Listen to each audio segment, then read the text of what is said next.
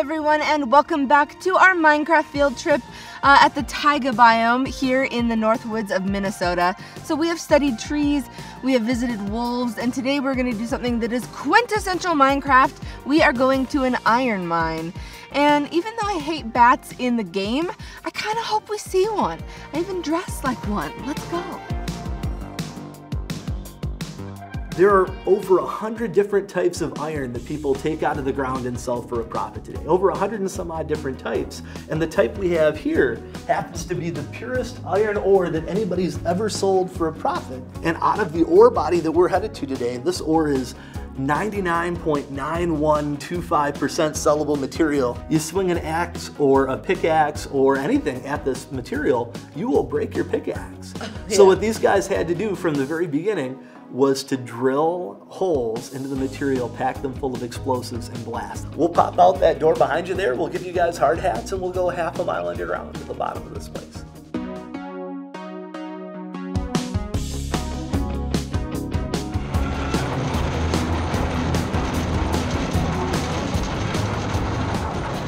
Whenever you talk about mining, you gotta use mining terms, right? Yeah. So shafts are vertical tunnels that reach the surface. Then you come down here and this is a drift. Shafts are vertical tunnels? Absolutely, and the horizontal ones are called drifts.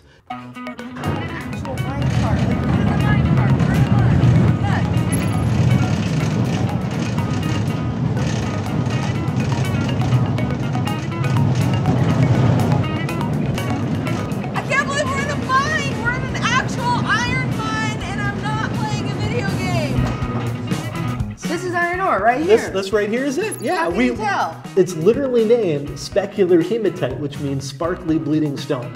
So this ore is so pure that if you run water over it or you scratch it, it rusts, just like a Chevy pickup truck. This rock around you is 2.79 billion years old. Really? Yep, and the Earth is what, 4.7 billion years old? 4.5, something like that? Yeah, so this is some of the oldest material you're going to find in the state of Minnesota and some of the oldest material on planet Earth. Okay, so I actually brought with me a Minecraft torch. Yes. This is what you use in the game. Is that something that they used in the late 1800s in mines? Remember, the biggest concern you have in most underground mines, which we don't have here, is oxygen. So if you're using a torch, usually torches are lit out of some kind of flammable material that you line with gas. Right. Or some kind of liquid, you know, like kerosene or things like that. And if that kerosene gets on anything underground and lights a big fire, fires take up oxygen, and then you're just going to suffocate and die. So we are in an up stove. You're in an overhand stove. Yep. Yeah. So the best lighting we would have had is this. There you go. When young men were working down here in the 1800s, we just used candles. If I was the mining captain, I'd pair you with two other guys, and those are the guys you work with on your team to get the ore out. And with your two other guys, the only light you're going to use is just this. So you're going to spend your whole entire time up here sharing the light of just one candle. Like in there? Yep, right in the hook, and then just pull it down. There you go, you got it. So if we come over to this wall, you can actually look for the iron the way that the miners did. So yeah, we would have actually walked over boulders in the dark to this point here. You would just buy a steel rod like this, and I would buy two 15-pound sledgehammers, and we'd come up here with one other person, and we'd look for this ore. Now, even by candlelight, it's pretty easy to see the sparkle in the rock here, right? You hit the iron, it's so pure, it rings. One of the waste materials we have here is something called jasper. This is jasper. And if you hit jasper, like you said, you get a very different sound. So I'm going to hit this here. And jasper is a type of flint. So a flint and steel, just as any Boy Scout knows, you can start a fire with that right there. A flint and steel. So you've got flint, you've got steel. This is garbage. We just left that alone. Bam, bam, bam. And then you give this a quarter turn. Bam, bam, bam. And after an hour and a half, your arms would probably be a little tired, right? Or now. On average, it would take a mining crew about a month to drill 25 holes, each one of them a foot apart and 5 feet deep. So you'd actually pack the explosive in there. If you know a little bit about dynamite, if you just stick a stick of dynamite in here and you light it, when the explosion happens and the gases expand, they want to come out the path of least resistance. So if you just stuck a stick of dynamite in here, all that gas would shoot out here and it'd be a big waste. So what you have to do is you have to stick the stick of dynamite in there and take some kind of packing and pound that packing in there nice and tight. You attach a fuse, and it's basically a piece of rope with black powder on it. So then you take that candle off your head, you got all these fuses on the ground right here. You light those fuses and you've got 2 minutes plus or minus 30 seconds to get the heck out of here, find that ladder, which is way over there, climbing over the boulders, and get down that ladder before the wall explodes. Wow. And a lot of people think you can't run with candles, but if I steal this from you, you can run and the candle most of the time stays lit. I guess we know now why there's TNT in Minecraft. I didn't realize it was related to mining.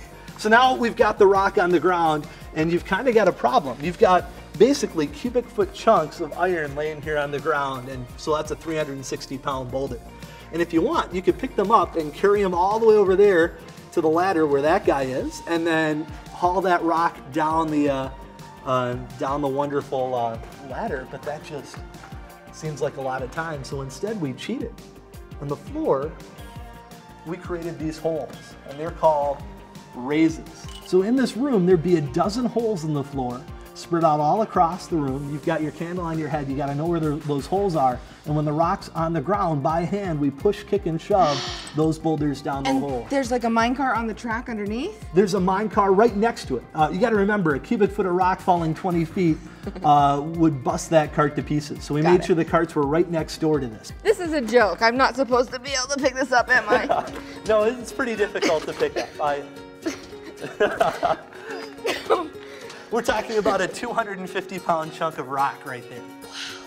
So we've got chunks of iron that fall down that raise. Down here is where all the water drains. We're talking about water up to your shin. You reach into the muck, you pick out whatever the ore is, and then you set it into the train cart that's right there. So this whole drift, when they designed it, is designed at a 1% downhill grade back to the shaft. That way, when you've got the ore sitting here in the cart, you just got to give it a shove, and then it starts rolling back to the shaft. When you get back to the shaft, there's a handbrake, you can stop it. And then, of course, in between cars moving back and forth and people pushing carts, we bought mules. Yeah, real mules. They trained them to haul 10 tons of ore back and forth. These mules cost 3 times as much as the best cart. They had their own stables underground. They'd work a 12-hour shift like the miners. And they'd stay underground. And they'd stay underground for up to 6 months out of the year. Probably not the nicest for the mules, actually, now that I think about it. Probably some ghosts of mules passed down here. Most of our mules, just like the miners here, thought they were treated pretty good. We're going bat hunting. Oh my gosh! Little browns. They're sitting right up here. There's a whole bunch. If we were able to go to one of the upper levels, like level 12, where we have that pump, the whole entire ceiling would be covered in bats. Yeah, this white-nosed fungus has been traveling through mines starting out east and working its way west. And when it gets into bat populations up north, the fungus starts burrowing its way into the bat's fur, and the bats, to get it off of them, tear it off and eat it. And unfortunately for us, these poor guys right here, this last winter got diagnosed with white nose syndrome. Oh, no. So over the next 5 years, we're expecting to go somewhere from 10,000 bats down to just a couple of hundred. I take back every bad thing I've ever said about bats.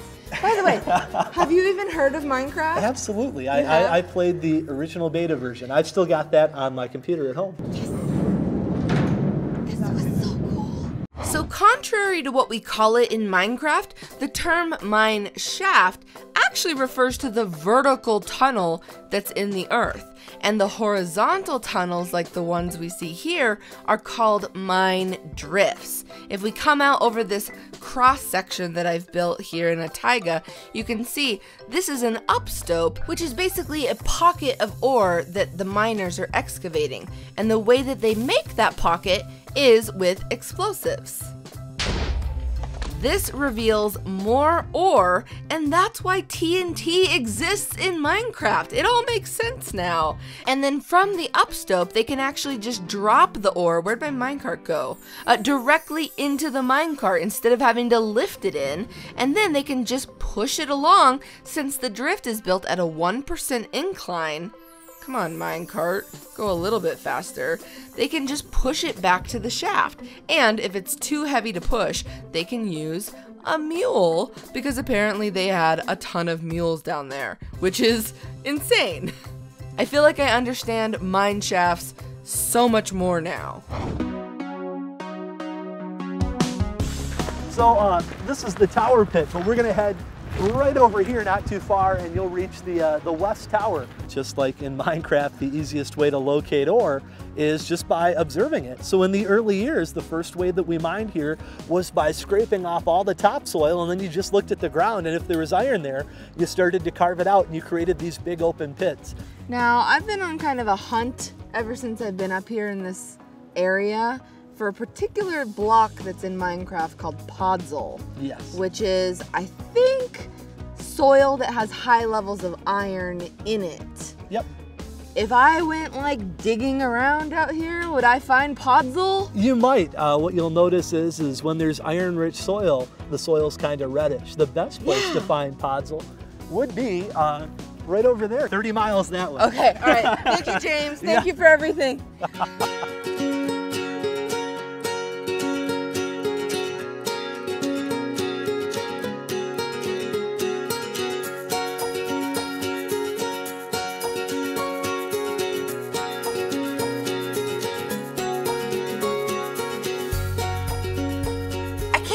Forest kind of by the mine. If this area is rich in iron, we should be able to find Podzol. Now, I don't have a pickaxe or anything, but I found this stick, so I'm just gonna try to poke around a little bit and see if I get lucky. Whether you love or hate it, and it seems like a lot of people hate it, Podzol is definitely one of the most unique blocks in Minecraft. I'm pretty used to seeing Podzol by now in the game, but just for fun, I tracked down some of my favorite YouTubers' initial reactions to the block, including my own. Check it out. The Mega Taiga is your everyday taiga, except it's got Podzol. I've not used this Podzol before. Oh, we should change the ground to like Podzol. Oh yeah, there's Podzol. Aha! I found it! This is probably my least favorite block in the game. Just look at that. What is that? Well, Lizzie, I'm glad that you asked, but first, would anyone like to venture a guess? It kind of looks like, wet, muddy ground, but it kind of looks like there's been like a bunch of leaves that have fallen on it as well. Yes, Stampy is right. Now that I have been to the Mega Taiga in real life, I can totally see how these brown and orange flecks are not only the moss, but then the pine needles that have fallen from the giant trees and become orange on the ground. But the really interesting thing about Podzol is not the top of the block, it's when you look at it from the side. See, for the longest time, I thought that Podzol was just a made-up Minecraft word, but when you do a Google image search for Podzol, you see all of these pictures of actual soil with layers in it. Yup, Podzol's real. It's an infertile acidic soil with an ash-like subsurface layer and a lower dark stratum, which is typically found under temperate coniferous woodland, which is why it's located underneath these giant spruce trees in the game. So my next question was, is there a scientific reason that you can only dig Podzol in Minecraft with a tool that has the Silk Touch enchantment? Because we all know what happens if you try to dig it without a tool with Silk Touch. So we're gonna collect some of this. Wow, that breaks very easily. Uh-oh. We need Silk Touch. I want to try to dig this Podzol. Pretty sure it's just gonna be dirt. Yeah. There's a dog there. Yep, I totally just got distracted by a bloodhound in Dogcraft in that episode.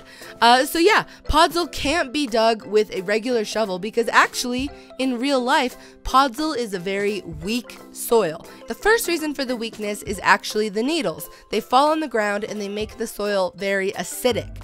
Underneath all the needles, there's a frozen layer called permafrost, which makes it very difficult for the soil to absorb nutrients or water. Lastly, there's limited sunlight because the needles never break down because of the permafrost. A weak and unstable soil like this can only sustain plants with a very short root system like a spruce tree or mushrooms, which is why you can plant brown and red mushrooms on Podzol in Minecraft no matter what the light level is. See, I can't plant it on the grass. This is also probably why you can't use a hoe on Podzol in Minecraft. Even though it's technically a dirt block, it would be terrible to grow crops in. How is that for a Podzol knowledge bomb? Alright, back to you, real life Stacy.